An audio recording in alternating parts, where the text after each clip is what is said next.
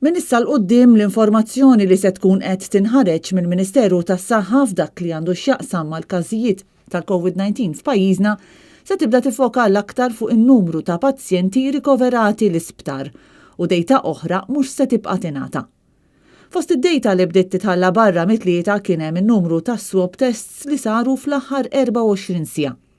Dan ifisser li minkejja li se nkunu nafu kemm kienu reġistrati każijiet ġodda fl-aħħar sigħat, mhux se nkunu nafu minn kemm il-test ħarġu dawn iċ-ċifri. Tul il-jum ta' tlieta tabru 41 każ ġdid filwaqt li kienu 29 il-persuni li ġew irreġistrati bħala mfejqa mill-virus. Dan ifisser li issa l-każi attivi f'pajjiżna żdiedu b'12 għal ammont totali ta' 722. Il-Ministeru tas-Saħħa ħabbar ukoll li bħalissa fl-Isptar Mater Dejjem 29 pazjent li qed jirċievu l-kura waqt li huma pożittivi għall-virus. 2 minn dawn il-persuni qed jingħataw il-kura fl-ITU.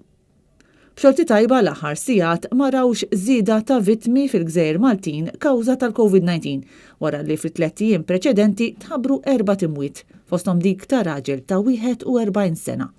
Bekk il-vittmi tal-pandemija f'pajjiżna baqgħu 445.